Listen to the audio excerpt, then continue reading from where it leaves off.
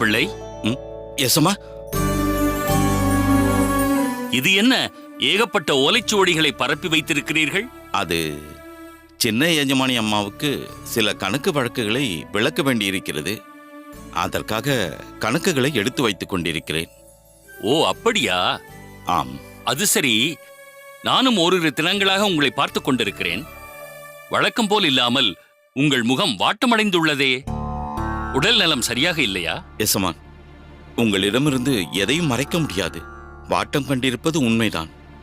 ஆனால் அதற்கு காரணம் உடல் இல்லை, மனம். அப்படி என்ன மனக்கவலை உமக்கு? என்னிடம் தாராளமாக பகிர்ந்து கொள்ளலாம். என்னால் முடிந்த உதவியை செய்கிறேன். நீங்கள் கருணாமூர்த்தி, கொடைவள்ளல் என்பது எனக்கு தெரியும். அதனால்தான் கவலைப்படுகிறேன். உங்களை பற்றித்தான் வருந்திக் கொண்டிருக்கிறேன். என்னை பற்றியா? அப்படி என்னப்பா வருத்தம்? ஆமாம், நீங்கள் சேத்ராடனம் வானப்பிரஸ்தம் என்று ஏதேதோ சொல்லிவிட்டீர்கள். நீங்கள் இல்லாமல் இந்த ஜமீனாகவே இருக்காது. இதுதான் உமது வருத்தமா? கூரேசனிடம் சொன்னதைத்தான் உம்மிடமும் சொல்கிறேன்.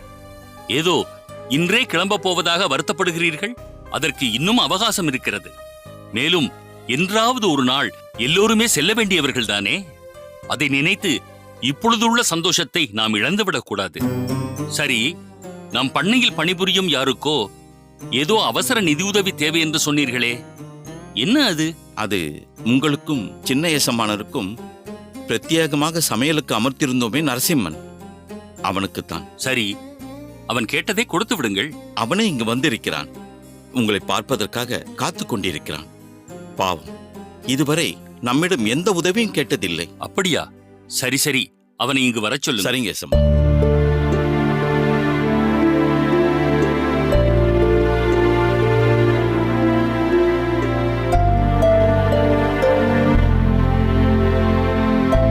நமஸ்காரம் எசமா. நரசிம்மா, ஏன் காலிலெல்லாம் விழ வேண்டும்? ஏதோ நிதி உதவி தேவை என்று கணக்கப்பிள்ளையிடம் கேட்டாய் என்றா? ஆமா எசமா. அதற்கு முன் கூரேசனின் கல்யாணத்தில் உன் கைமணம் தெரிந்தது. அற்புதமாக தளிகை செய்திருந்தாய். பாராட்டாதவர்களே கிடையாது. நீங்கள் மனமாற புகழ்வதை கேட்க மிகவும் சந்தோஷமாக இருக்கிறது எசமான். சரி சரி, உன் அவசர தேவை என்ன? அதை இவரிடம் சொல். எசமா, எனக்கு கல்யாணமாகி 6 ஆண்டுகள் ஆகிவிட்டன. ஆனால் இப்பொழுதுதான் என் அகமுடையால் கர்ப்பவதி ஆகியிருக்கிறாள். அப்படியா? மிக்க மகிழ்ச்சி. பிரசவம் நல்லபடியாக நடக்கட்டும். வரும் புதனன்று பும்சவன சீமந்த கல்யாண வைபவம் வைத்திருக்கிறேன். எங்களுக்கென்று வேறு யாரும் கிடையாது. அந்த சடங்கிற்காகத்தான் அவசரமாக தொகை தேவைப்படுகிறது. அதைத்தான் கணக்குப்பிள்ளையிடம் தெரிவித்தேன். கணக்குப்பிள்ளை, 6 வருடத்திற்கு பிறகு என்றால் எதிர்பார்ப்பு, கவலை இரண்டுமே இரட்டிப்பாக இருக்கும். இதில் செலவை பற்றிய கவலை இவனுக்கு வேண்டாம். நம் வைப்பு நிதியிலிருந்து பொதுவாக இது போன்ற சடங்குகளுக்கு என்ன கொடுப்போமோ அதை நரசிம்மனுக்கும் கொடுங்கள். நரசிம்மா, கணக்குப்பிள்ளையிடமிருந்து தொகையை பெற்றுக்கொள். உங்களுக்கு எப்படி நன்றி சொல்வதென்றே தெரியவில்லை எசமான். ரொம்ப நன்றி எசமான். இருக்கட்டும். நரசிம்மா, நீ முற்றத்தில் காத்திரு, நான் வந்து விடுகிறேன். ஆகட்டும், வருகிறேன் எசமான். சென்று வா. கணக்குப்பிள்ளை, முதலில் அவனுக்கு கொடுக்க வேண்டியதை கொடுத்து அனுப்புங்கள். சரிங்க எசமா.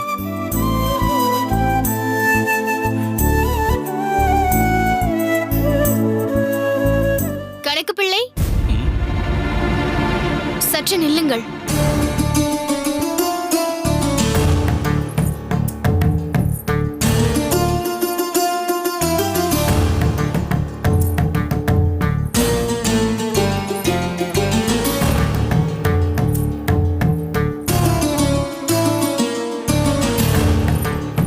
சொல்லுங்கள் சின்ன எஜமானியம்மா. என்ன அது வைப்பு நிதி? பொதுவாக நம் பண்ணையில் வேலை பார்க்கும் யாருக்காவது ஏதாவது அவசர தேவை ஏற்பட்டால் அவர்களுக்கு உதவுவதற்காக ஒரு நிதியை ஏற்படுத்தி இருக்கிறார் பெரிய எசமான். அவ்வப்பொழுது அதிலிருந்து தேவைப்பட்டவர்களுக்கு ஒரு நிதியை கொடுப்பது வழக்கம். அதாவது கடனாக கொடுக்கிறீர்கள் இல்லையா? ஆமாம். அதை திரும்ப பெறுவதற்கு ஏதாவது வழி வைத்திருக்கிறீர்களா? அது கடன் என்ற பாவத்தில் தான் கொடுக்கப்படுகிறது. ஆனால் அதை வசூல் செய்ய வேண்டும் என்ற எண்ணம் சின்ன எஜமானருக்கும் சரி, பெரிய எஜமானருக்கும் சரி, இருவருக்கும் கிடையாது. அதனால் அதை திருப்பி கேட்பதில்லை. அதை திரும்ப பெற வேண்டும் என்ற எண்ணத்திலும் கொடுப்பது கிடையாது. அது எல்லோருக்கும் தெரியும். சரி, அப்படி திரும்ப பெறவில்லை என்றால் எப்படி எல்லோருக்கும் உதவ முடியும்? வைப்பு நிதிக்கு நிதி எங்கிருந்து வரும்? அது வருடா வருடம் பண்ணையில் வரும் லாபத்தில் இருந்து ஒரு தொகையை வைப்பு நிதிக்காக ஒதுக்கி விடுவார்கள். இப்படியே எத்தனை காலத்திற்கு தான் செய்ய முடியும்? வைப்பு நிதியை அதிகப்படுத்த வேண்டியது நம் கடமை இல்லையா? நீங்கள் தானே கணக்கு பிள்ளை, நீங்கள் இதை எடுத்து சொல்ல வேண்டாமா? சரி, சின்ன எஜமான் வந்ததும் அவரிடம் இதை தெரிவிக்கிறேன். அவர் வரும் வரை காத்திருக்க தேவையில்லை. நான் கூறுவது போல் செய்யுங்கள். அடுத்த மாதத்திலிருந்து வைப்பு நிதியிலிருந்து உதவி பெற்றவர்கள் ஊதியத்திலிருந்து ஒரு பகுதி பிடிக்கப்படும் என்பதை தெரிவித்து விடுங்கள்.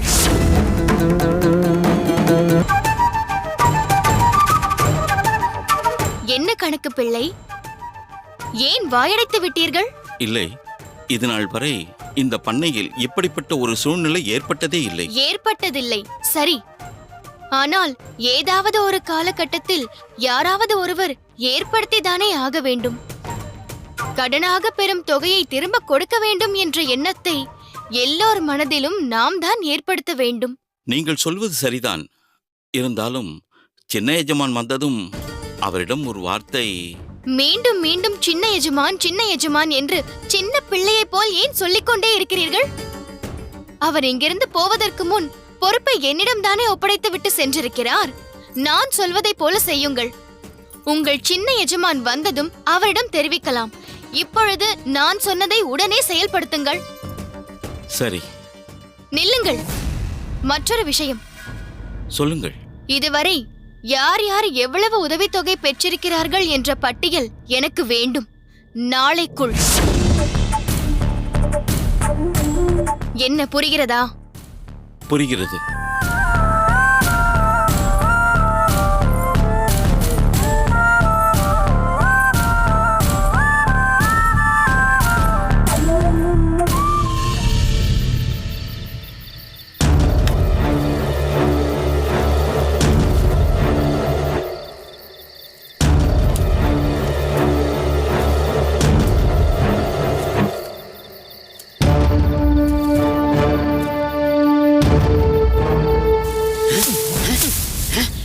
எதற்காக என்னை அடிக்கிறீர்கள்? நான் யாரை அடிக்க முடியுமோ அவனைத்தானே அடிக்கலாம். ஆனால் மனதில் நினைத்திருப்பது வேறு ஒருவரை. யார் அது? அதை தெரிந்து கொண்டு என்ன செய்ய போகிறாய்? நீ வந்த விஷயத்தை சொல். இல்லை, அங்கே தழுகையை பாதியில் விட்டு இங்கே வந்திருக்கிறீர்கள். ஐயா, எதில் உப்பு போட வேண்டும், எதில் பருப்பு போட வேண்டும் என்று எதுவும் புரியவில்லை. எதை எதில் வேண்டுமானாலும் போடு. தளிகை எக்கேடு கெட்டு போகட்டும். இன்று ஏன் கடுகடு என்று இருக்கிறீர்கள்? கடுகு தெரிந்து விட்டது, அதுதான் கடுகடு என்று இருக்கிறேன். இவ்வளவுதானா? இதற்காகவா கோபித்துக் கொண்டிருக்கிறீர்கள்? சொல்லி இருந்தால் நான். அறிவு கெட்டவனே, விளையாட்டாக சொன்னால் உண்மை என்று எடுத்துக்கொள்வதா? சரி, அப்படி என்றால் உங்கள் கோபத்திற்கான காரணம் தான் என்ன? என்ன தெரியாதது போல் கேட்கிறாய்? பண்ணையில் போடப்பட்ட புதிய சட்டம் பற்றி உனக்கு தெரியாதா? அதுதான் வந்திருக்கிறாளே, ஒரு புதிய எஜமானி, சின்ன எஜமானி. இதுவரை கேள்விப்படாததெல்லாம் நடக்கிறது. கொடுப்பதை போல் கொடுத்து பிடுங்கிக் கொள்கிறார்கள். எதை கொடுத்து எதை பிடுங்குகிறார்கள்? அதை ஏன் பற்களை கடித்துக் கொண்டு நரநரவென்று சொல்கிறீர்கள்? என் பெயர் நரசிம்மன், அதான் நரநரம் என்று பேசுகிறேன். உங்கள் கோபத்திற்கான காரணத்தை இன்னும் நீங்கள் சொல்லவில்லை. நமக்கு அவசிய தேவைப்படும் போது வைப்பு நிதியிலிருந்து பொருள் உதவி செய்வார்கள் அல்லவா? அப்படி காசு பெற்றவர்களிடமிருந்து இனி மாதா மாதம் சிறுக சிறுக அந்த தொகையை வசூலிக்கப் போகிறார்களாம். ஏ ஜெயராமா, உனக்கு காலில் அடிபட்ட பொழுது நிதி உதவி கிடைத்ததல்லவா? அதை முழுவதும் நீ இப்பொழுது திருப்பி கொடுக்க வேண்டும். என்ன? அதை திருப்பி தர வேண்டுமா? திருப்பி கொடுப்பது மட்டுமல்ல, நீ வாங்கி இருக்கும் கடனுக்கு அடுத்த 2 ஆண்டுகள் ஊதியமே இல்லாமல் உழைக்க வேண்டும். என்ன இப்படி சொல்கிறீர்கள்? அது எப்படி திடீரென இப்படி செய்யலாம்? இது அநியாயம், அக்கிரமம். நான் சின்ன எஜமானரிடம் இதை பற்றி முறையிடப் போகிறேன். இது முறையில்லை என்று. கடன் என்று இதுவரை யாரும் கருதாததை எப்படி கடன் என்று சொல்லலாம்? இப்பொழுது புரிகிறதா என் கோபத்திற்கான காரணம்? என் மனைவியின் வளைகாப்பிற்காக வாங்கிய தொகையை சிறுக சிறுக திருப்பி கொடுக்க வேண்டுமாம். இந்த பண்ணைக்காக நாம் எவ்வளவு உழைத்திருக்கிறோம். ஏன் இப்போது சமீபத்தில் நம் சின்ன எஜமானுக்கு கல்யாணம் நடந்த பொழுது உன் கால் வலியை கூட பொருட்படுத்தாமல் ஓடி ஆடி எத்தனை வேலை செய்தாய். அதற்கு கிடைத்த சன்மானம் தான் இது. இதுவரை இதுபோல் நடந்ததுண்டா? புதுசாக ஏதேதோ சொல்கிறார்கள். புதிதாக வந்திருக்கும் சின்ன எஜமானி அம்மா, ஆண்டாள் அம்மா. இல்லை இல்லை, இதை நாம் ஒப்புக்கொள்ளக்கூடாது. எல்லோரும் சேர்ந்து எதிர்க்க வேண்டும். பெரிய எஜமானருக்கும் சின்ன எஜமானருக்கும் தெரிந்துதான் இது நடக்கிறதா? அதை பற்றி எனக்கு தெரியாது. ஆனால் இந்த உத்தரவை பிறப்பித்தது வந்திருக்கும் ஆண்டாள் அம்மாள். இதில் எனக்கு கோபம் அதிகம் ஏற்படுவது நம் கணக்கு பிள்ளை மீதுதான். சின்ன எஜமானி அம்மாவிடம் இது தவறு என்று எடுத்துச் சொல்லாமல் அவரும் ஒத்து ஒதுகிறார் அந்த ஆண்டாள் அம்மாளுடன். நிறுத்துங்கள்.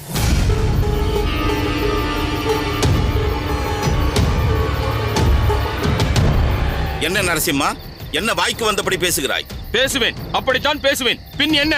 எங்கிருந்தோ வந்தவர் ஏதேதோ சட்ட திட்டங்கள் தீட்டுகிறார், அதற்கு நீரும் தூபம் போடுகிறீர். நாங்கள் எல்லாம் ஒன்று சேர்ந்தால் என்ன நடக்கும் தெரியுமா? நாக்கை அடக்கி பேசு. யாரை பற்றி பேசுகிறாய்? யாருடன் பேசுகிறாய்? என்ன பேசுகிறாய் என்று தெரிந்துதான் பேசுகிறாயா? அவர்கள் சொன்னதில் என்ன தவறு? கடனை தானம் என்று நீங்கள் எல்லோரும் நினைத்தது உங்கள் தவறு. நீரேன் அவர்களுக்கு வக்காலத்து வாங்க மாட்டீர்? ஒரு காலத்தில் தளிகையில் கலப்படம் செய்தவர் தானே நீர். என்ன மறந்து விட்டதா? ஆனால் நான் எதையும் மறக்கவில்லை. பெரிதாக நியாயம் பேச வந்து விட்டீர். நீர் செய்யாத தில்லுமுள்ளா? ஏதோ நல்லவர் போல் பேசுகிறீர். உங்களைப் போல் ஏமாற்றி பிழைப்பை நாங்கள் நடத்தவில்லை. உழைத்து ஊதியம் பெறுகிறோம். நீர் வேண்டிய அளவிற்கு செல்வம் சேர்த்து விட்டீர். உமக்கு எங்களுடைய கஷ்டம், வலி, வேதனை எதுவும் தெரியாது. விடுங்கள் விடுங்கள், மேற்கொண்டு என்னதான் நடக்கிறது என்று பார்ப்போம். இவரை கடிந்து கொள்ள வேண்டாம். வயதிற்கான மரியாதையை கொடுப்போம். போகட்டும், போய் அந்த சின்ன எஜமானி அம்மாளிடம் சொல்லட்டும். நரசிம்மன் என்று ஒருவன் இருக்கிறான், அவன் இந்த உத்தரவை எதிர்க்கிறான் என்று. என் கோபம் அவர்களுக்கு தெரியட்டும். நேர்மையாக நடப்பவர்களுக்கு கிடைக்கும் பரிசு இதுதானா? போய் உங்கள் சின்ன எஜமானி அம்மாளிடம் கேளுமையா. அதையெல்லாம் பிறகு பார்த்து கொள்ளலாம். நீங்கள் முதலில் வந்து தலிகையை கவனியுங்கள். நேரம் ஆகிக்கொண்டே போகிறது. நாங்கள் என்ன செய்ய வேண்டும் என்பதை நீங்கள் தான் சொல்ல வேண்டும். ஆமாம், கண்ணாயிரம் சொல்வது போல் இதை பிறகு பார்த்துக் கொள்ளலாம். முதலில் நீங்கள் இங்கிருந்து வாருங்கள். நான் இப்போது சொன்னதையெல்லாம் அக்ஷரம் பிசகாமல் உங்கள் சின்ன எஜமானி அம்மாவிடம் போய் சொல்லுங்கள்.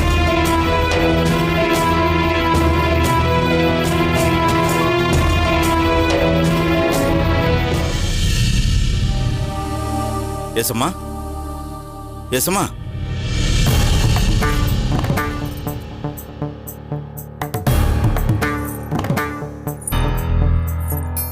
வணக்கம் எசமானியம்மா. வாருங்கள் கணக்கு பிள்ளை. என்ன, இன்று காலையிலேயே வந்து விட்டீர்கள்? அது வேறொன்றுமில்லை. எசமானரை பார்த்து இந்த காசை அவரிடம் ஒப்படைக்க வேண்டியுள்ளது. இங்கு பணிபுரிபவர்களிடமிருந்து இந்த மாதம் பிடித்தம் செய்த தொகை. அப்படியா? மிக்க நன்றி. நான் சொன்னதும் அதை உடனடியாக அமல்படுத்தி செயலும் படுத்தி விட்டீர்கள். எள் என்றால் எண்ணெயாக இருப்பதுதான் எனக்கும் பிடிக்கும். எனது பாராட்டுக்கள். சரி, அதை என்னிடமே கொடுத்து விடுங்கள். என்ன யோசிக்கிறீர்கள்? இல்லை, பொதுவாக எந்த வரவாக இருந்தாலும் அதை பெரிய எஜமானரிடம் கொடுப்பதுதான் வழக்கம். சின்ன எஜமான் கூட வாங்கிக் கொள்ள மாட்டார். கொடுப்பது என்பது யார் வேண்டுமானாலும் கொடுக்கலாம். ஆனால் வரவு என்றால் பெரிய எஜமானரிடம்தான் சேர்ப்பிக்க வேண்டும். நீங்கள் கூறுவதெல்லாம் சரி.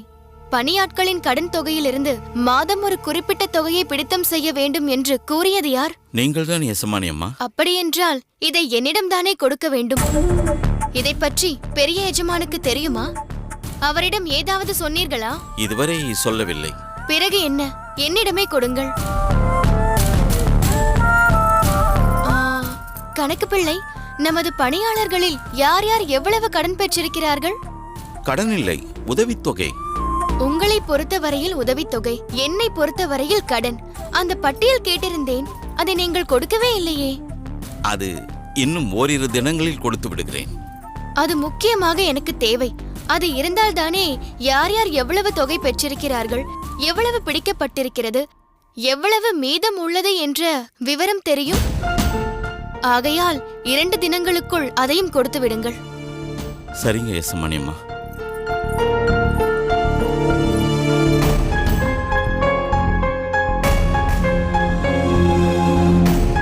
கணக்கு பிள்ளை,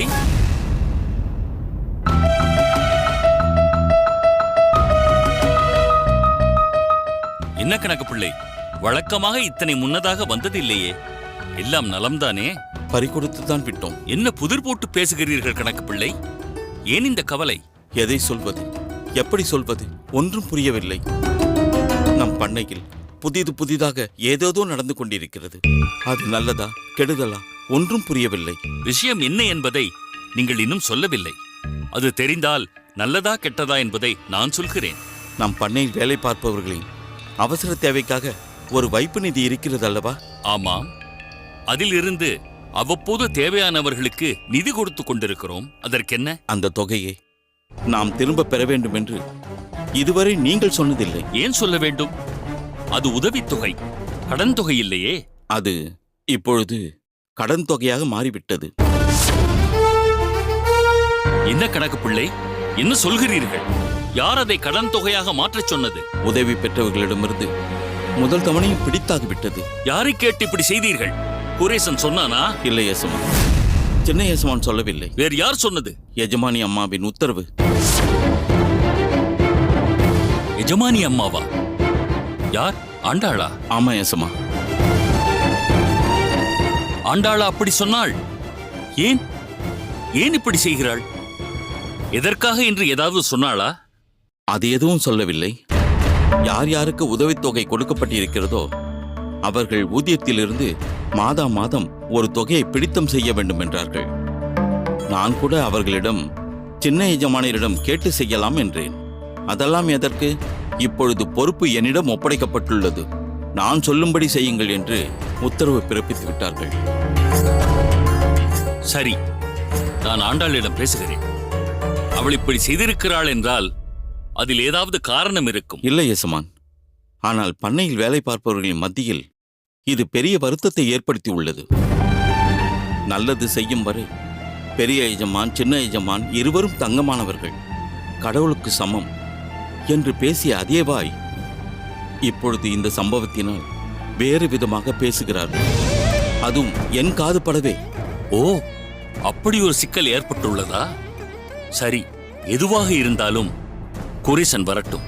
அதன் பின் என்ன செய்வதென்று யோசிக்க வேண்டுமென்றால் நான் பணியாட்களிடம் பேசுகிறேன். வேண்டாம் வேண்டாம், அதன் பின் நிலவரம் மேலும் மோசமடையலாம். இதை பற்றி பேச பேச அதுவே பூதாகரமாக மாறிவிடும். அதனால் நீங்கள் இதை பற்றி இப்பொழுது யாருடனும் பேச வேண்டாம்.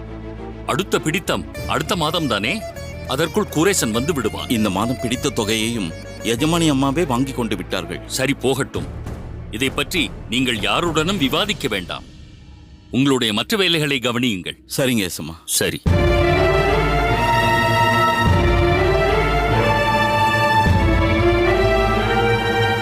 இது என்ன புது பிரச்சனை?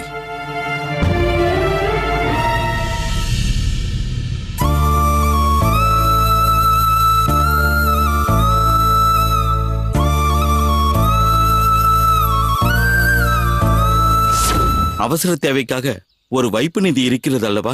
ஆமா. அந்த தொகையை நாம் திரும்ப பெற வேண்டும் என்று இதுவரை நீங்கள் சொன்னதில்லை. ஏன் சொல்ல வேண்டும்? அது உதவித்தொகை, கடன் தொகை இல்லையே. அது இப்பொழுது கடன் தொகையாக மாறிவிட்டது. உதவி பெற்றவர்களிடமிருந்து முதல் தவணையும் பிடித்தாகிவிட்டது. யாரை கேட்டு இப்படி செய்தீர்கள்? எஜமானி அம்மாவின் உத்தரவு. எஜமானி அம்மாவா? யார்? ஆண்டாளா? ஆமா எசமா.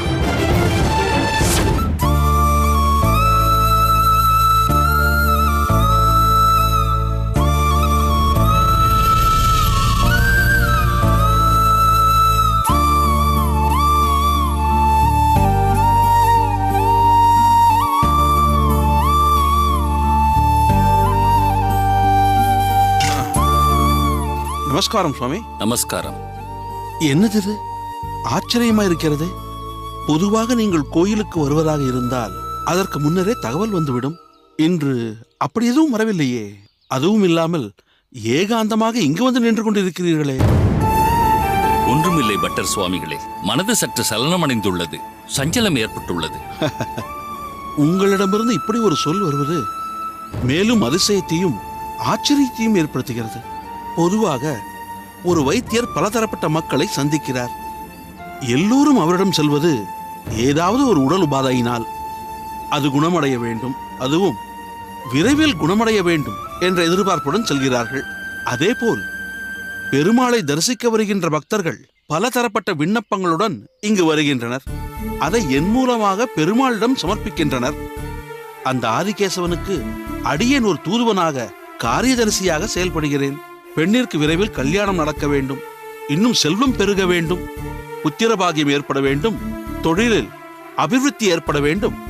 அது வேண்டும், இது வேண்டும், அந்த பிரச்சனை, இந்த பிரச்சனை, இந்த வேதனை, அந்த வேதனை, மனத்தாங்கல், மனக்கசப்பு என்பது போன்ற பலதரப்பட்ட கோரிக்கைகள்.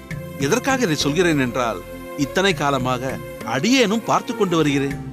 இந்த க்ஷணம் வரை உங்கள் திருவாயிலிருந்து சஞ்சலம், சங்கடம் என்ற வார்த்தை பிரயோகத்தை அடியேன் கேட்டதே இல்லை. அதற்கு காரணம் நான் செல்வந்தனாக இருப்பது. அப்படியெல்லாம் சொல்ல முடியாது. எத்தனையோ செல்வந்தர்கள் மேலும் செல்வம் சேர வேண்டும் என்று இங்கு வந்து மன்றாடுவதுண்டு. ஆனால் அப்படி ஏதும் கவலை இல்லாமல் இருப்பதற்கு காரணம், நீங்கள் பகவானுடன் பரிபூர்ணமாக லயித்திருக்கிறீர்கள். பக்தி மார்க்கத்தில் ஆச்சார அனுஷ்டானங்களை செய்வதோடு இல்லாமல் பலதரப்பட்ட சத் விஷயங்களும் தான தர்மமும் செய்து கொண்டிருக்கிறீர்கள். அதனால்தான் ஒரு அமைதியான, நிம்மதியான சூழ்நிலையில் இருக்கிறீர்கள். ஆகையால் செல்வ செழிப்பிற்கும் மன அமைதிக்கும் எந்த தொடர்பும் இல்லை என்பதுதான் அடியேனின் கருத்து. தாங்கள் சொன்ன எல்லா குணாதிசயங்களும் அடியேனிடம் உள்ளதென்பதை மறுக்கவில்லை. ஆனால் புதிதாக ஒரு சொந்தம் வந்திருக்கிறது. அந்த சொந்தத்தால் சங்கடம் விளைந்திருக்கிறது. அந்த சொந்தம் எடுத்துள்ள சில தீர்மானங்கள், சில முடிவுகள் அடியேனுக்கு உவப்பில்லாமல் இருக்கிறது. யார்? ஆண்டாளையா சொல்கிறீர்கள்? ஆமாம் பட்டர் சுவாமிகளே. இதுநாள் வரை அடியேனுக்கும் கூரேசனுக்கும் தந்தை மகன் என்ற உறவு மட்டும்தான் இருந்தது. தாய் இருந்தாள். அவளுக்கு பிறகு நாங்கள் இருவர் மட்டுமே ஒரு சிறு உலகத்தில், ஒரு குறுகிய வட்டத்தில் வாழ்ந்து கொண்டிருந்தோம். ஆனால் இப்பொழுது கூரேசனுக்கு என்று ஒரு சொந்தம், ஒரு குடும்பம் ஏற்பட்டுள்ளது. இப்பொழுது ஆண்டாளின் செயலை தவறு என்று எடுத்து சொல்ல முடியாத சூழலில் சிக்கி இருக்கிறேன். அடியேனின் கருத்தை வெளிப்படையாக தெரிவித்தால் ஆண்டாள் என்ன நினைத்துக் கொள்வாளோ, கூரேசன் என்ன நினைத்துக் கொள்வானோ என்ற கேள்விகள் முளைத்துள்ளன. அதனால் தயக்கம் ஏற்படுகிறது. சொல்லவும் முடியாமல், சொல்லாமல் இருக்கவும் முடியாமல் முள்மேல் நிற்பது போல் உணர்கிறேன். கூரேசன் கல்யாணம் செய்து கொள்ள வேண்டும் என்று ஆத்மார்த்தமாக வேண்டினேன்.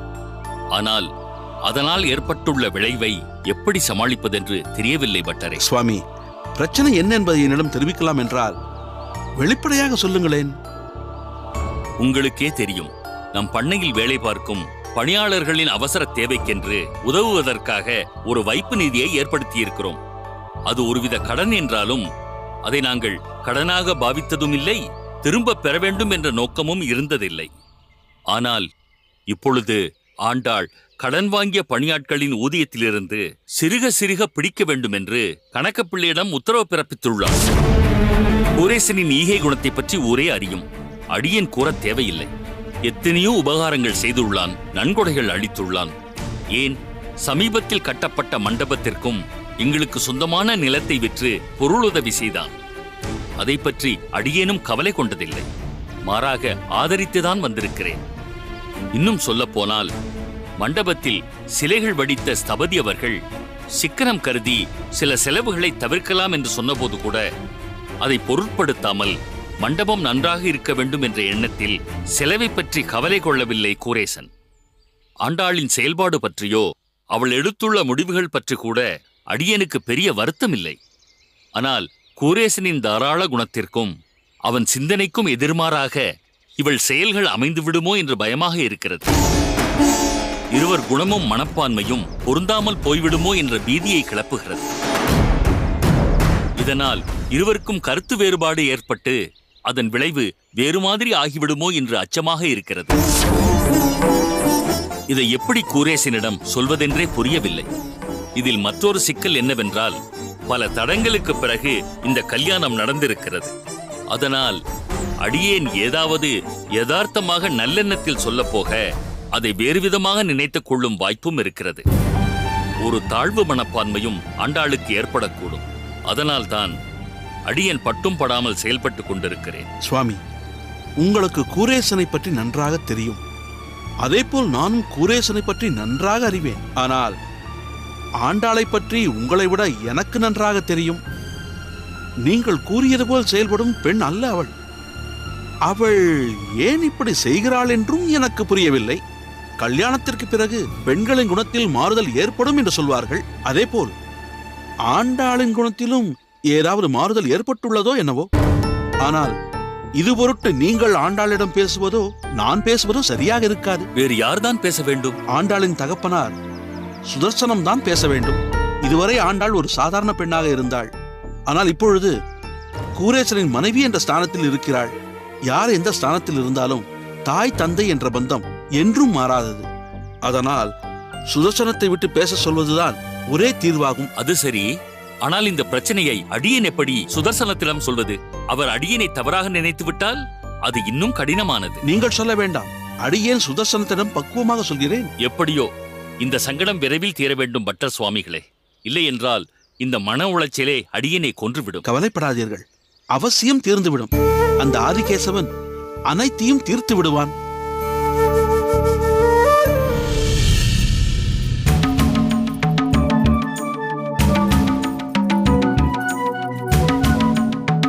கணக்கு பிள்ளை, ஏன் நிற்கின்றீர்கள்? உட்காருங்கள். இருக்கட்டும் அம்மா. கணக்கு பிள்ளை, நீங்கள் கொடுத்த பட்டியலில் மொத்தம் 47 பேரிடம் கடன் தொகை பிடிக்க வேண்டியிருந்தது. எல்லோரிடமிருந்தும் பிடித்து விட்டீர்களா? இன்னும் 2 பேரிடம் பிடித்தம் செய்ய வேண்டும். ஏன் அவர்களை மட்டும் விட்டு வைத்திருக்கிறீர்கள்? அவர்கள் உடல்நலமில்லாத காரணத்தால் பணிக்கு வரவில்லை. வந்ததும் கடன் தொகையை பிடித்து விடுகிறேன். ஆண்டாள்,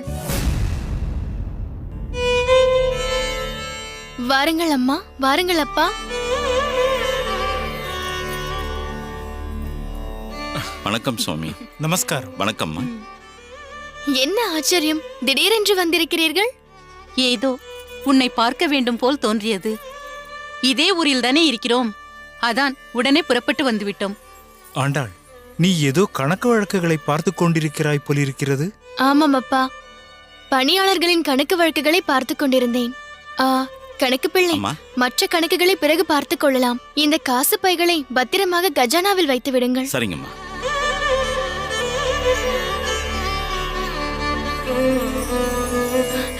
இருங்கள், நீங்கள் பருகுவதற்கு ஏதாவது கொண்டு வருகிறேன். அதெல்லாம் ஒன்றும் வேண்டாம். நாங்கள் உன்னை பார்த்து சிறிது நேரம் பேசிவிட்டு போகலாம் என்று வந்தோம்.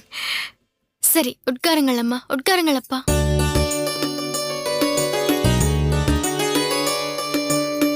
எப்படி இருக்கிறாய் குழந்தாய்? மாப்பிள்ளை உன்னை சந்தோஷமாக வைத்திருக்கிறாரா? மிகவும் சந்தோஷமாக வைத்திருக்கிறார். எல்லாம் அந்த பெருமாளின் கடாட்சம். வசதியான செல்வந்தர் குடும்பத்தில் வாழ்க்கைப்பட்டதால் இதை சொல்லவில்லை. இங்கிருக்கும் ஒவ்வொருவரும் குணத்திலும் பழக்கத்திலும் சொக்க தங்கமாக இருக்கின்றனர். மாப்பிள்ளையும் ஊரில் இல்லை போலிருக்கிறது. ஆமாம் அம்மா, வெளியூர் சென்றிருக்கிறார் பண்ணை விஷயமாக. ஆமாம், பெண்களே இல்லாத அகத்தில் தனியாக இருப்பது உனக்கு சிரமமாக இல்லையா? கூரேசரின் அம்மா இருந்தாலாவது உனக்கு ஒரு துணையாக இருந்திருக்கும். யார் சொன்னது நான் தனியாக இருக்கிறேன் என்று? என் மாமியார் என்னோடு தானே இருக்கிறார். தினமும் என்னை வழிநடத்தி செல்கிறார். நீ என்னம்மா சொல்கிறாய்? உன் மாமியார் உன் அருகிலேயே இருப்பது எப்படி? அப்படி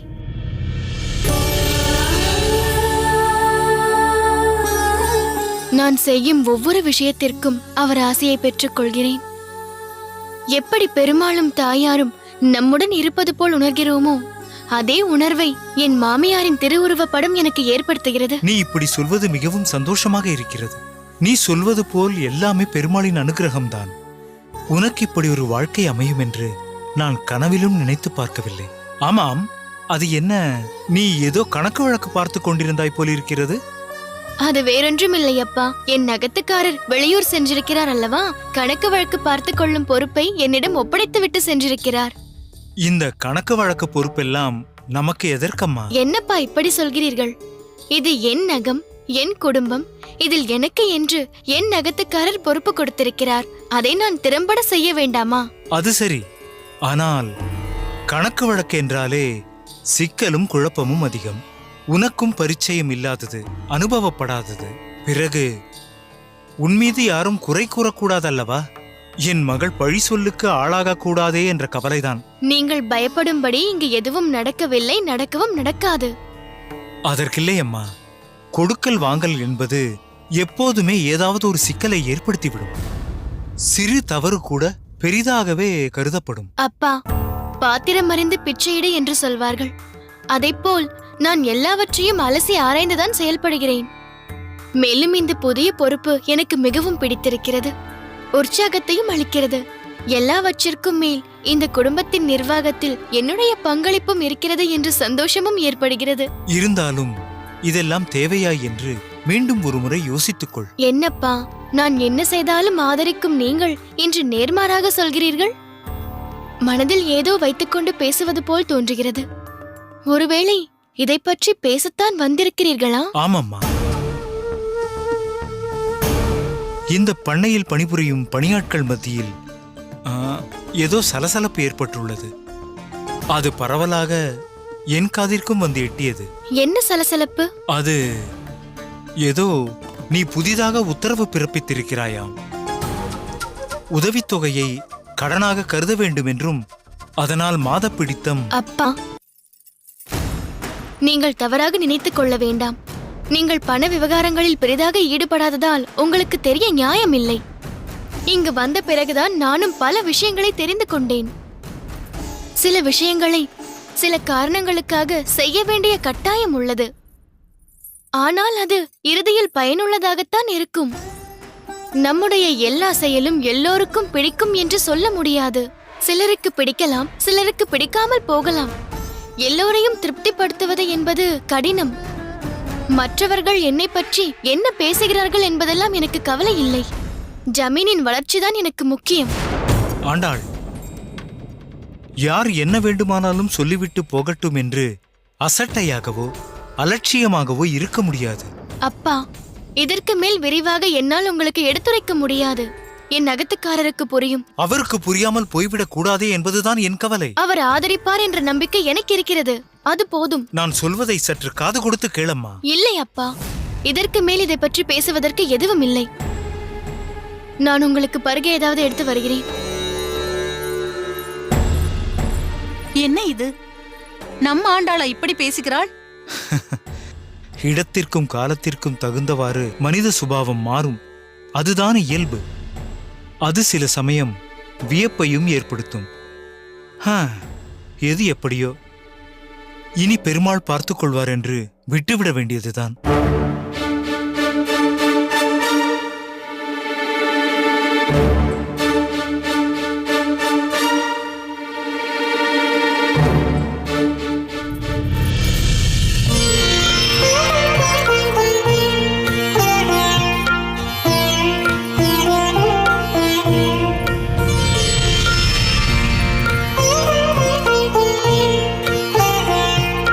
ஆண்டாள், என்ன பார்க்கிறாய்?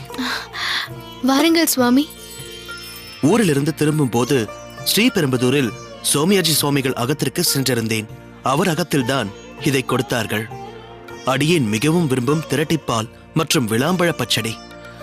எனக்கு பிடித்ததை அவர்கள் எப்படி தெரிந்து கொண்டார்கள் என்றுதான் தெரியவில்லை. ஒருவரை நமக்கு மிகவும் பிடித்து விட்டதென்றால் அவர்கள் விருப்பு வெறுப்புகளை தெரிந்து வைத்திருப்பது இயல்புதானே. சோமயாஜி சுவாமிகளும் அகமகிழ்ந்து போனார். அவகாசம் கிடைக்கும் போதெல்லாம் அடியனை அங்கு வரும்படி வேண்டியிருக்கிறார். எனக்கும் இது போல் சென்று வருவது மிகவும் பிடித்திருக்கிறது. நீங்கள் மட்டும் தனித்து போனால் போதாது, அவ்வப்போது அகமுடையாளையும் அழைத்துக் கொண்டு போக வேண்டும். உங்களுடைய ஆசான் ராமானுஜர் அங்கு இருப்பது போன்று என்னுடைய அன்பான தோழி தஞ்சாவும் அங்குதானே இருக்கிறாள். நான் அவளை காண வேண்டாமா? அடுத்த முறை போகும்போது அவசியம் அழைத்துச் செல்கிறேன். குரேசா, நீ உறங்க செல்வதற்கு முன் உன்னிடம் ஒரு விஷயம் தெரிவிக்க வேண்டும். சொல்லுங்கள் தந்தையே. நீ எப்போது வரப்போகிறாய் என்ற விஷயம் தெரியாததால் என்ன செய்வது என்று தெரியாமல் முழித்துக் கொண்டிருந்தேன். எதை பற்றி? வருடா வருடம் நம் பண்ணையில் பணிபுரிபவர்களுக்கு நம் விளைச்சலில் இருந்து நெல்முட்டை கொடுப்போம் அல்லவா? அந்த நாள் கடந்து விட்டது. நீ வருவதற்காகத்தான் காத்துக் கொண்டிருந்தேன். அடியேன் வருவதற்காக ஏன் காத்திருக்க வேண்டும்? பணியாட்களுக்கு சேர வேண்டியதை தாமதமில்லாமல் கொடுத்திருக்க வேண்டும் தந்தையே. நீ சொல்வது சரி. இருந்தாலும் எல்லோரும் உன் கையில் இருந்து பெறுவதைத்தான் விரும்புகிறார்கள். அது உனக்கே தெரியும். உன்னுடைய 16வது வயது முதல் தொடங்கிய இந்த பணி இன்று வரை தொடர்ந்து வருகிறது. அதை மாற்றி அமைக்க அடியேன் விரும்பவில்லை. தந்தையே, இன்னொரு விஷயம். இந்த ஆண்டிலிருந்து எல்லோருக்கும் கூடுதலாக ஒரு நெல் மூட்டையை தரலாம் என்றிருக்கிறேன். இதில் உங்கள் அபிப்பிராயம் என்ன என்பதை தெரிந்து கொள்ள விரும்புகிறேன். இதில் நான் சொல்வதற்கு என்ன இருக்கிறது? உன் எண்ணங்கள் என்றுமே உயர்ந்ததாகத்தான் இருக்கும். நானும் அதை எப்பொழுதும் வரவேற்றுக் கொண்டுதான் இருக்கிறேன். இப்பொழுது ஆண்டாலும் பொறுப்பெடுத்திருப்பதால் அவளிடமும் ஒரு வார்த்தை கேட்பது நல்லது. என்னிடம் எதற்கு ஆலோசனை கேட்க வேண்டும்? உங்களுக்கு எது சரி என்று படுகிறதோ அதை தாராளமாக செய்யலாம். மிக சரியாக சொன்னாய். நீ என் சகதர்மிணி. ஆதலால் அடியேன் எது செய்தாலும் அதில் உனக்கும் உடன்பாடு உள்ளது என்பது சொல்லித் தெரிய வேண்டியதில்லை.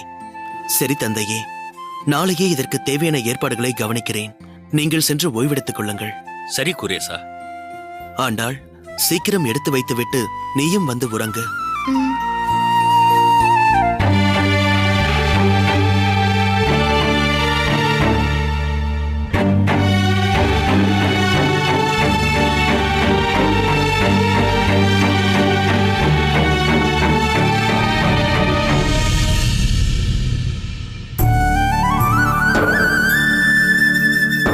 உள்ளே கொண்டு போய் வையுங்கள்.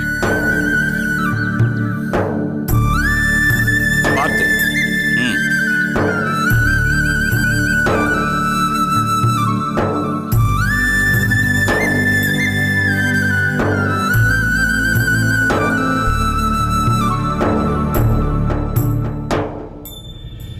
வணக்கம் ஏசமா. நமஸ்காரம்.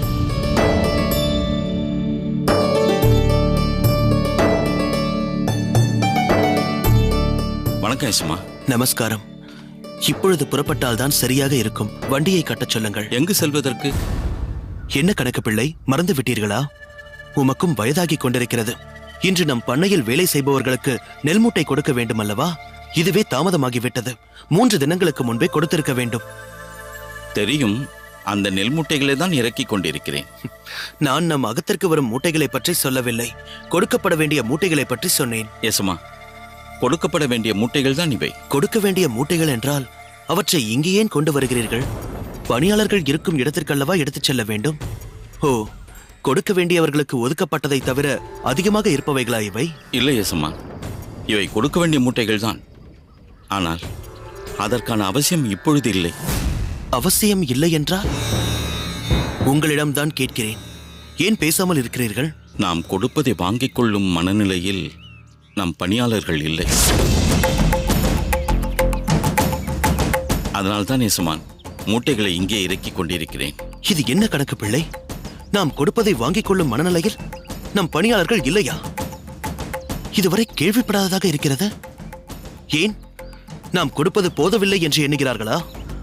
அப்படி என்றால் ஏற்கனவே அடியேன் கூறியதை விட எல்லோருக்கும் இன்னொரு மூட்டை சேர்த்து கொடுப்போம். அவர்கள் சந்தோஷம், அவர்கள் மகிழ்ச்சி, அதுதான் நமக்கு முக்கியம். காலம் காலமாக வழி வழியாக இது நடந்து கொண்டிருக்கிறது. அடியேனின் தாத்தா, பிறகு தந்தை, இப்பொழுது அடியேன். 1 வருடம் கூட இடைவிடாது செய்து கொண்டிருக்கிறோம். இப்பொழுது திடீரென வாங்கும் மனநிலையில் அவர்கள் இல்லை என்றால் என்ன அர்த்தம்? ஒருவேளை தாமதமாகிவிட்டதால் வாங்க மறுக்கிறார்களா? என்ன கணக்கு பிள்ளை? அடியேன் கேட்டுக்கொண்டே இருக்கிறேன், நீங்கள் மௌனம் சாதிக்கிறீர்கள். என்னதான் நடக்கிறது? வாயை திறந்து ஏதாவது சொல்லுங்களேன். இல்லை யசமான், அவர்கள் மனநிலைக்கும் நீங்கள் இப்பொழுது கூறிய காரணங்களுக்கும் எந்த சம்பந்தமும் இல்லை. அப்படி என்றால் அவர்கள் மறுப்பதன் காரணம் என்ன? அதை சொல்லுங்கள். இது எப்படிப்பட்ட மனவேதனையை, மன உளைச்சலை ஏற்படுத்தியிருக்கிறது என்பதை உங்களால் உணர முடிகிறதா? எந்த காரணமாக இருந்தாலும் சொல்லுங்கள். அதை தெரிந்து கொள்ள வேண்டிய உரிமை, அதிகாரம் இரண்டுமே அடியனுக்கு இருக்கிறது. அதை என்னால் சொல்ல முடியாது யசமான். சொல்ல முடியாது என்றால் நீங்கள் சொல்ல முடியாததற்கு என்ன காரணம்? சரி, நீங்கள் சொல்ல வேண்டாம். யாரிடம் கேட்க வேண்டுமோ அவர்களிடமே கேட்கிறேன். உடனடியாக நம் பணியாளர்களை அடியேன் சந்திக்க வேண்டும்.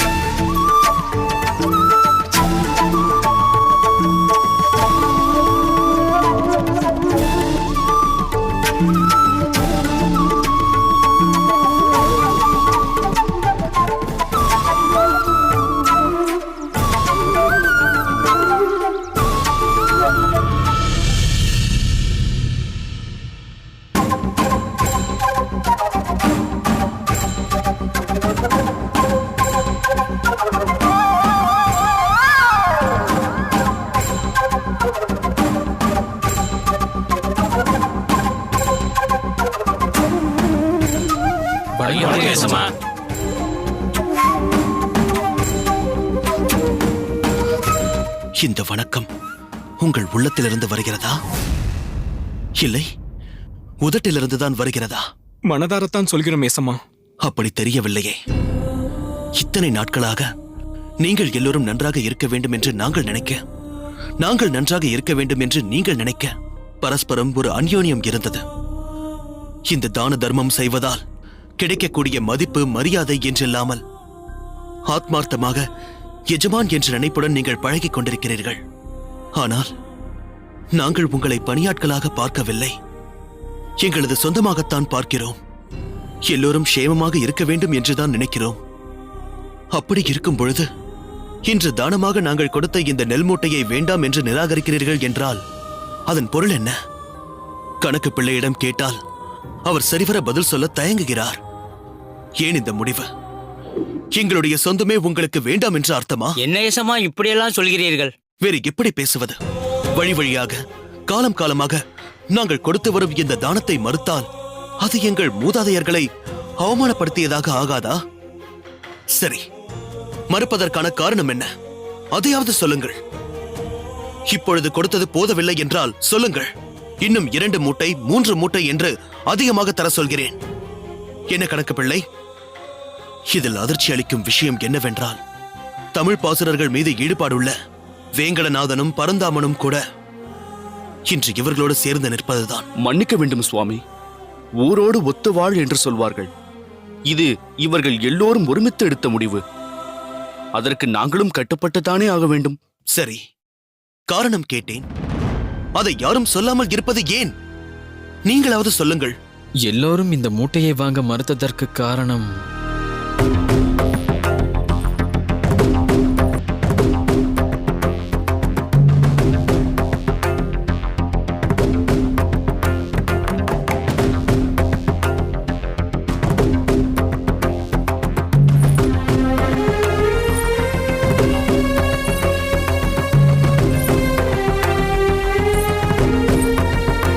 பரந்தாமா, ஏதோ சொல்ல வந்ததை ஏன் பாதியில் நிறுத்திவிட்டாய்? ஆண்டாள் வந்திருப்பதாலா? இவள் என் சக தர்மினி, ஜமீனின் விஷயத்தில் முழு உரிமையும் உள்ளவள்.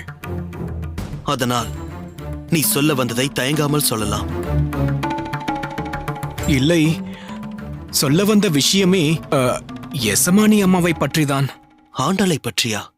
ஆண்டாளிடம் என்ன குறை கண்டீர்கள்? என்ன ஜெயராமா, இன்னும் என்ன தயக்கம்? நாம் எதற்காக இந்த முடிவு எடுத்தோம் என்று எஜமானரும் தெரிந்து கொள்ளட்டும்.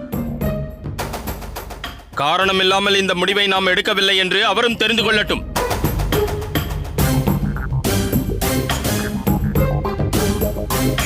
நரசிம்மா, அதை ஏன் ஜெயராமன் சொல்ல வேண்டும்? நீயும் சொல்லலாம். தைரியமாக சொல். சொல்கிறேன், நிச்சயம் சொல்கிறேன். நாங்கள் நெல் மூட்டையை பெறாததற்கு காரணம் தவறாக நினைக்க வேண்டாம், எஜமானி அம்மாதான்.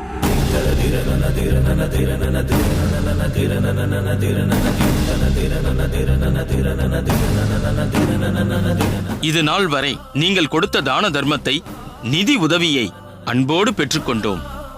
எங்கள் இயலாமை அதை போக்க அன்போடு தாங்கள் தந்ததை நாங்கள் நெகிழ்ச்சியுடன் வாங்கிக் கொண்டோம். ஆனால் அதை கடனாக நாங்கள் என்றுமே நினைத்ததில்லை. அடியேனும் அதை கடனாக நினைத்ததில்லையே, கடமையாகத்தானே நினைத்து செய்தேன். ஆனால் இன்று நிலைமை வேறு மாதிரி அல்லவா மாறிவிட்டது?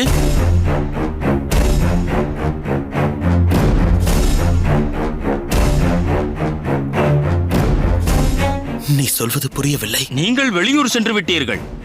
யார் யார் என்ன என்ன நிதி உதவி பெற்றார்கள் என்று கணக்கு பிள்ளை மூலம் பட்டியலிட்டு அந்த நிதி உதவியை கடனாக பாவித்து எல்லோரிடமும் மாத வருமானத்திலிருந்து ஒரு தொகையை பிடித்தம் செய்ய வேண்டும் என்று உத்தரவிட்டிருக்கிறார்கள் எஜமானி அம்மா.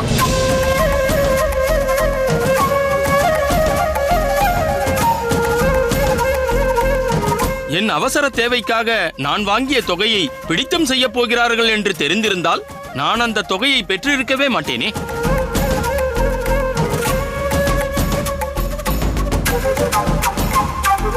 திடீரென்று அதை கடனாக கருதுவது எந்த விதத்தில் நியாயம்? நரசிம்மா, போதும், நிறுத்து. வாய்க்கு வந்தபடி பேசாதே. நீங்கள் இதில் தலையிடாதீர்கள் கணக்கு பிள்ளை. அவர்கள் சொல்வதை செய்வதற்காக மட்டும்தான் நீங்கள் இருக்கிறீர்கள்.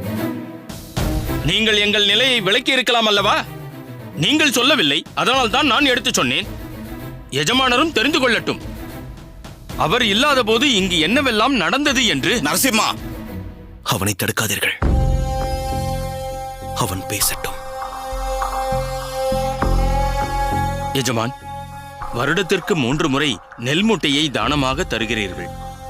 நாளை திடீரென கொடுத்த நெல் மூட்டையின் விலையை நிர்ணயித்து கடனாக மாற்றி எஜமானி அம்மா பிடித்தும் செய்ய மாட்டார்கள் என்பது என்ன நிச்சயம்?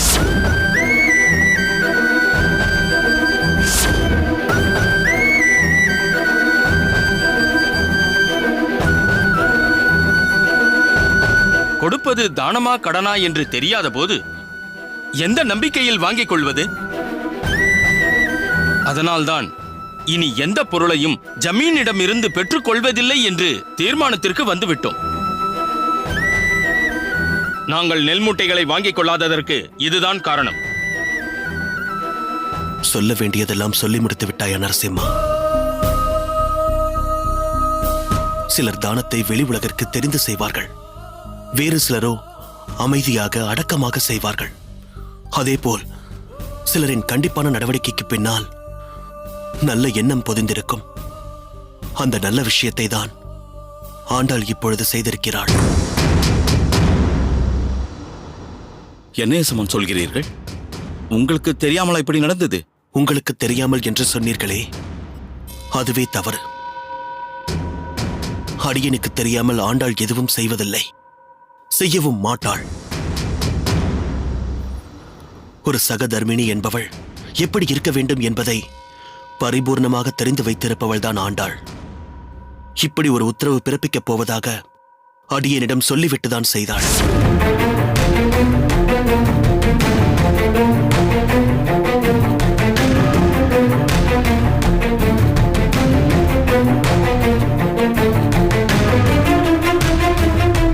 அப்படியென்றால் நிதி உதவியை கடனாக மாற்ற நீங்களும் ஒப்புதல் கொடுத்திருந்தீர்களா? நம்ப முடியவில்லையே எசமான். ஆமாம், அடியேன் தான் ஒப்புதல் அளித்தேன்.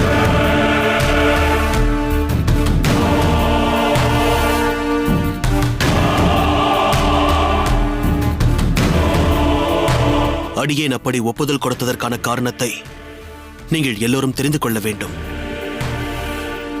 அடியேனோ உங்கள் இன்றைய நிலையை பற்றி மட்டுமே யோசித்தேன். ஆனால் ஆண்டாளோ உங்கள் எதிர்காலத்தை பற்றியும் யோசித்தாள். எதை நீங்கள் பிடித்தம் என்று நினைக்கிறீர்களோ அது பிடித்தமில்லை, சேமிப்பு.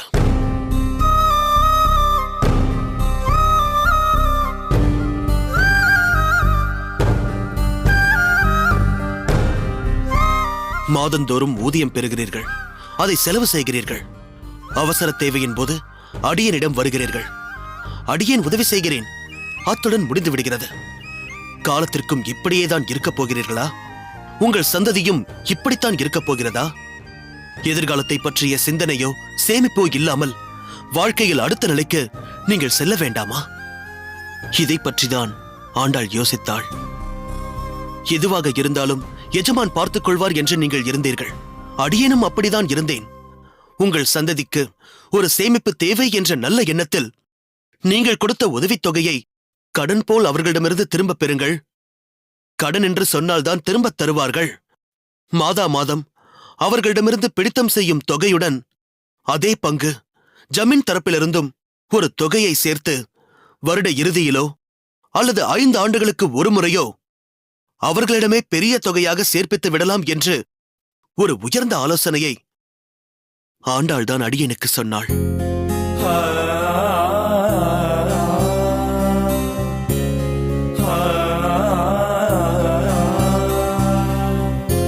இதை உதவி என்றோ சேமிப்பு என்றோ இப்பொழுது சொல்லாமல் கடன் என்று சொல்லி சற்று கண்டிப்புடன் செயல்பட்டால்தான் இந்த திட்டம் வெற்றி பெறும் என்று நினைத்தாள்.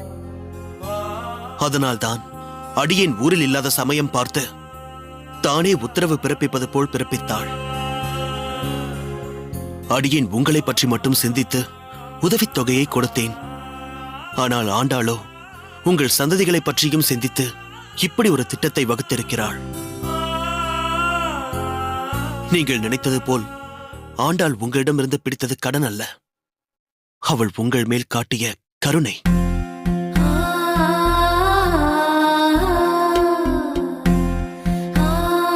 கூரேசா, ஆண்டாள், இந்த விஷயம் அடியனுக்கு கூட தெரியாதே. இதுவரை இந்த விஷயம் அடியனுக்கும் தோன்றவில்லை. உங்களை பாராட்ட வார்த்தைகளே இல்லை. எல்லோரும் சேர்ந்து வாய்க்கு வந்தபடி அந்த உத்தமையை தூற்றி பேசினீர்களே, அவர்களது உயர்ந்த எண்ணத்தை இப்போதாவது புரிந்து கொண்டீர்களா? என்ன ஒரு உத்தமமான சிந்தனை! உயர்ந்தவர்கள் என்றும் உயர்ந்தவர்கள்தான். கணக்கு பிள்ளை, தவறு அவர்கள் மீது மட்டுமல்ல, அடியன் மீதும் தான். குரேசா, இந்த இளம் பிராயத்திலேயே நீங்கள் இருவரும் இப்படி சிந்தித்து செயல்படுவீர்கள் என்று நான் நினைக்கவில்லை. கணக்கு பிள்ளை என்னிடம் வந்து முறையிட்ட போது நானும் இதை எப்படி கூரேசனிடம் கூறுவது என்று குழம்பினேன், தவித்தேன். ஆனால் உன்னுள் இப்படிப்பட்ட ஒரு முற்போக்கு சிந்தனை இருக்கிறது என்பதை பார்க்க தவறிவிட்டேன். உங்கள் செயலுக்கு பின் நிச்சயமாக ஏதாவது ஒரு நல்ல நோக்கம்தான் இருக்கும் என்பதை உணரவில்லை. அந்த விதத்தில் என்னை நினைத்தே நான் வருந்துகிறேன். பெரிய பெரிய வார்த்தைகள் எல்லாம் சொல்லாதீர்கள் அப்பா. ஏதோ என் மனதிற்கு தோன்றியதை செயல்படுத்தினேன். அவர்கள் என்னை தவறாக நினைப்பதை விட இவர்களுக்கு ஒரு நல்லது நடக்கிறது என்பதுதான் எனக்கு முக்கியமாகப்பட்டது. முதலில் என் நகத்துக்காரரிடம் ஒப்புதல் கேட்டேன். அவரும் சம்மதம் தெரிவித்தார். இதை நான் முன்னமேயே சொல்லி இருக்கலாம். ஆனால் என் நகத்துக்காரர் மூலமாகத்தான் தெரிய வேண்டும். அதுதான் முறை. அதனால்தான் நான் அமைதி காக்க வேண்டியிருந்தது. எஜமானி அம்மா, என்னை மன்னித்து விடுங்கள். உங்கள் நல்லெண்ணம் தெரியாமல் ஏதேதோ பேசிவிட்டேன். நீங்கள் மன்னித்தாலும் உங்களை சந்தேகித்த இந்த பாவிக்கு மன்னிப்பே கிடையாது. என்னை மன்னித்து விடுங்கள் தாயே. ஐயோ! தாயே, என்னை மன்னித்து விடுங்கள். என்ன இது? என்னை நரசிம்மா, எழுந்திரியுங்கள். எழுந்திரு. நரசிம்மா, தயவு செய்து எழுந்திரு. எழுந்திரியுங்கள். எழுந்திரு நரசிம்மா. உங்கள் மீது எந்த தவறும் இல்லை. சந்தர்ப்பமும் சூழ்நிலையும் தான் உங்களை இப்படி பேச வைத்தது. எந்த ஒரு பொது விதிமுறை வந்தாலும் அதை ஆதரிப்பவர்களும் இருப்பார்கள், எதிர்ப்பவர்களும் இருப்பார்கள். நீங்கள் என்னை பற்றி தவறாக பேசிய பொழுது நான் அதை பற்றி கவலைப்படவில்லை. இப்பொழுது என்னை புகழ்ந்து பேசும் போதும் நான் பெருமைப்படவில்லை. இதை ஒரு கடமையாகத்தான் செய்தேன். எனக்கு யார் மீதும் எந்த வருத்தமோ கோபமோ கிடையாது.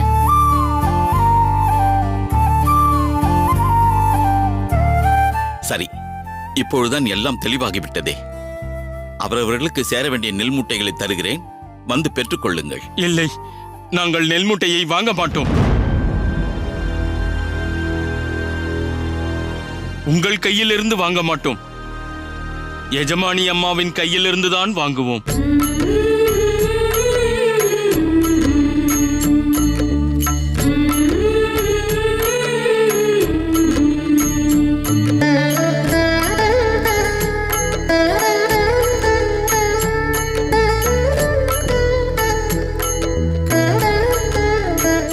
ஆண்டாள், அவர்கள் விருப்பத்தை தெரிவித்து விட்டார்கள். பூர்த்தி செய்ய வேண்டியது உன் கடமை. அவசியம் செய்கிறேன். ஆகட்டும்.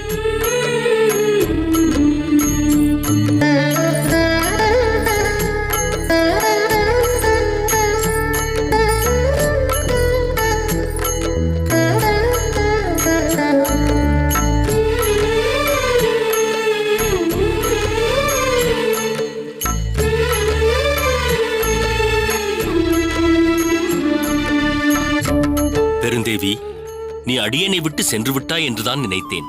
இல்லை, நீ எங்கும் செல்லவில்லை. ஆண்டாளின் வடிவத்தில் நீ இந்த அகத்தில்தான் இருக்கிறாய்.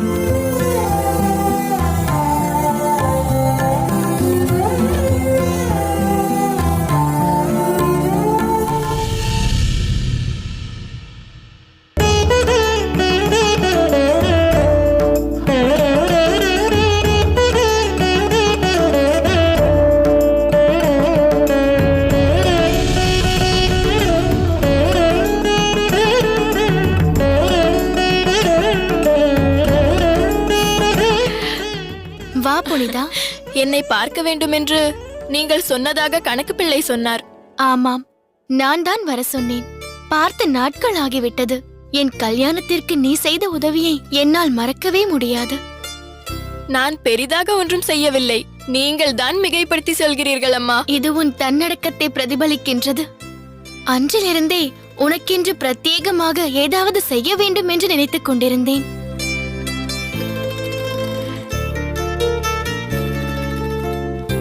இந்தா, இதை வைத்துக்கொள். இதெல்லாம் எனக்கு எதற்கு? இதை பெரும் தகுதியோ அருகதையோ எனக்கு கிடையாது. சிறுபிள்ளைத்தனமாக பேசாதே.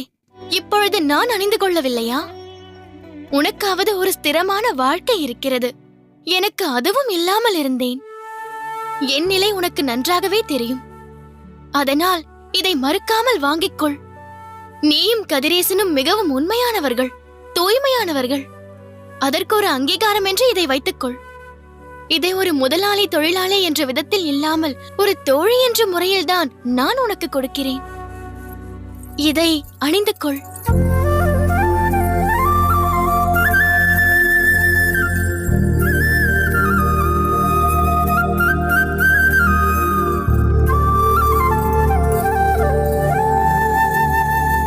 ஆண்டாள்,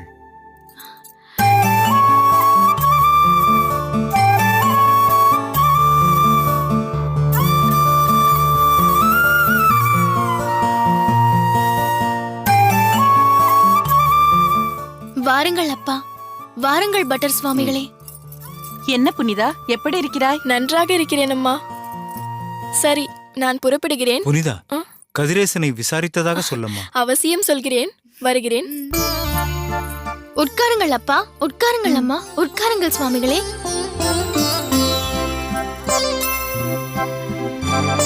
ஆண்டாள், என்னை மன்னித்து விடம்மா. என்னப்பா நீங்கள் என்னிடம் போய் மன்னிப்பெல்லாம் கேட்டுக்கொண்டு? இல்லை ஆண்டாள், உன்னுடைய ஈகை குணத்தை சரியாக புரிந்து கொள்ளாமல் அன்று ஏதேதோ உனக்கு அறிவுரை சொல்லிவிட்டேன். உனக்குள் இருக்கும் பரந்த மனப்பான்மையை நான் பார்க்க தவறிவிட்டேன். ஏனென்றால் என்னுடைய சிந்தனை, செயல்பாடு இதை வைத்து உன்னை தவறாக எடை போட்டுவிட்டேன். உண்மை தெரிந்ததும் நாங்கள் பெரிதும் வருந்தினோம். உன்னை பார்த்து மன்னிப்பு கேட்டால்தான் மனம் சமாதானம் அடையும் என்பதால் உடனே உன்னை பார்க்க வந்திருக்கின்றோம். இதற்கெல்லாம் அடியேன்தான் காரணம். நான் தான் அவசரப்பட்டு உன் எண்ணத்தை புரிந்து கொள்ளாமல் இவர்களிடம் ஏதேதோ சொல்லிவிட்டேன். நீ என்னையும் மன்னி. வேண்டாம், நீங்களும் மன்னிப்பு அது இது என்று சொல்லிவிடாதீர்கள். இப்பொழுதுதான் உண்மையை உணர்ந்து விட்டீர்களே, அதுவே எனக்கு போதும். நமஸ்காரம். அனைவருக்கும் வந்தனம். வணக்கம் வந்தனம் சுவாமி. உட்காருங்கள், உட்காருங்கள்.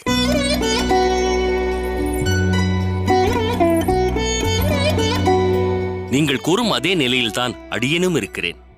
உங்கள் மகளை நானும் தானே சரிவர புரிந்து கொள்ள தவறிவிட்டேன். எப்படியோ உன் பணி சிறப்பாக நடைபெற வேண்டும். நீ தொடர்ந்து பல பொறுப்புகளை ஏற்றுக்கொள்ள வேண்டும். இல்லை தந்தையே, இதற்கு மேல் ஆண்டாள் ஜமீன் பொறுப்பை தொடர்வது சரி வராது. ஏன் கூரேசா, ஏன் அப்படி சொல்கிறாய்? நான் உங்களை சரியாக புரிந்து கொள்ளாததால் என் மீது கோபமா? இல்லை தந்தையே, உங்கள் மீது அடியேன் ஏன் கோபித்துக் கொள்ள வேண்டும்? பொறுப்பு என்று வந்துவிட்டால் சில முடிவுகளை, சில தீர்மானங்களை எடுக்க வேண்டியிருக்கும். அது சிலருக்கு சாதகமாகவும் சிலருக்கு பாதகமாகவும் திகழும். இதனால் சில தவறான அபிப்பிராயம் ஏற்பட வாய்ப்புள்ளது. மேலும் ஒரு சில பொறுப்புகளும் கடமைகளும் ஒரு சிலருக்கு தான் பொருந்தும், அவர்களுக்கு தான் ஒதுக்கப்பட வேண்டும். ஆண்டாள் இந்த பொறுப்பை ஏற்றுக்கொண்டது தற்காலிகமானது. அடியேன் ஊரில் இல்லாததாலும் வேறு ஒருவரை நியமிக்க நேரமின்மை காரணமாகவும் இவளை பார்த்துக் கொள்ளச் சொன்னேன். ஜமீன் பொறுப்பு ஆண்டாள் மீது திணிக்கப்பட்டது என்று கூட சொல்லலாம். ஆண்டாளுக்கென்று தனிப்பட்ட பொறுப்புகள் அகத்தில் உள்ளன. அதை கவனிக்கவே இவளுக்கு நேரம் போதாது. இதில் ஜமீன் பொறுப்பு நிச்சயம் சுமையாகத்தான் இருக்கும். இவர் கூறுவது சரியே. எனக்கும் குடும்பத்தை சரிவர நடத்தி செல்வதில்தான் நாட்டம் அதிகம். பெண்களுக்கு அதுதானே ஒரு முக்கியமான பொறுப்பு. அதனால் விரைவில் ஜமீன் பொறுப்புகளையும் நிர்வாகத்தையும் பார்த்துக்கொள்ள ஒரு மேலாளரை நாம் நியமிப்பதுதான் நல்லது. அந்த பொறுப்பை நீங்கள் ஏற்றுக்கொள்ளுங்கள். நமக்கு உகந்த ஒருவரை விரைவில் தேர்ந்தெடுங்கள். கூரேசா, எல்லாவற்றிலிருந்தும் அடியேன் விடுபட நினைத்தால் என் பொறுப்பை மேலும் அதிகரிக்கிறாயே. சுமையை இறக்கி வைக்கலாம் என்றால் அதனை கூட்டுகிறாயே. ஜமீன் பொறுப்பினை ஏற்க நம்பிக்கையான ஒரு ஆள் கிடைக்க வேண்டும். பார்ப்போம்.